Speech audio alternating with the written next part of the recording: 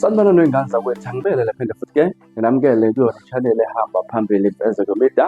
Nasi izindaba ezihamba phambili zifunda uMfezeko Khumalo. Sawubona mbukeli, isishaqo sabantu abaningi ividiyo inyanga phansi kamhlaba lingala lo sibiza ngobaba kaMashilama uDr Mkhulu la kade enze khona imilimo ekhanda imali ngochwephele imali wasexwayisa abantu abaningi ukuthi-ke abafunda ukuthakatha ngoba yena-ke usezofa. Uzokhumbuleka ukuthi akhona okokuqala akhumbule ukuthi-ke uyazazi izinsuku zakhe zokuphila ukuthi-ke sezincane ngohlobo olubangazayo. Ngakho-ke uyathanda ukuthi abantu bafunde ukuzimela, bafunde ukuthakatha.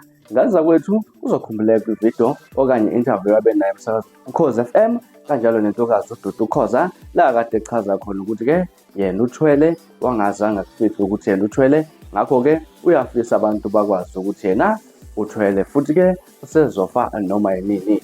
Ngaza kwethu ngale kukwanda kakhulu ake ngithathe ngibonise naye ividiyo yakhe ubaba uDr Mkhulu azwele yena mathupha ayishola ukuthi-ke asengahamba noma yinini futhi abantu abafunda ukuthakatha. Ngiyanibonisa, ngiyanisiza njengoba ngasengizohamba vele emhlabeni, nikwazi ukubona ukuthi kusasa nothanda ukuza kimi alanda imfihlo akeze kimi ngimbonise ukuthi nayi secret, nayi secret ekumnandi kuloya.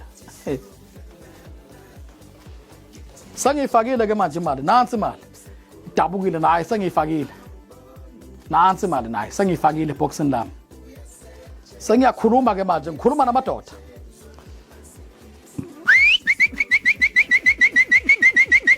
Wemadoda, phenduzani lezi cephu zale mali, phenduzani le mali engiyijubile engama-piece ibe imali yangempela engangemali. Sebenzani madoda, ngifuna le mali iphenduke njengamanje ibe imali engaye ngothenga ngayo esitolo.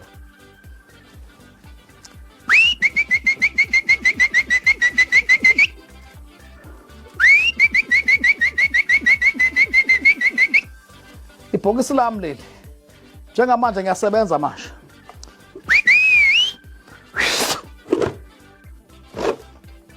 Kunjani makunje? Kunjani makunje phakathi? Anifunda ukuloya. Ngiyabakhombisa nje. Ngaza kwethu ngiyathemba uzibonela-ke laphaneni ubaba uDr Mkhulu echaza kabanzi ukuthi-ke abantu abafunda ukuzimela bafunda ukuthakatha ngoba laphana izinsuku zakhe azisekho uzinde emhlabeni asengehamba noma inini. Ngaza kwethu bekuzona indaba ezihamba phambili besinibekela zona ngaphansi kwe-channel Mfezeko Media kwindaba ezifundelayo yena Mfezeko Khumalo. Ngibonge isikhathi sakho, ngibonge ithuba lakho mbukeli. Ngiyathemba ukuthi-ke nosiphatha kahle libe nosuku olumnandi. Ngithanda kakhulu mina ngicela sibone iy'ngane zakwethu ngiphuma kanjena niziphathe kahle libe nosuku olumnandi. Sengihembe.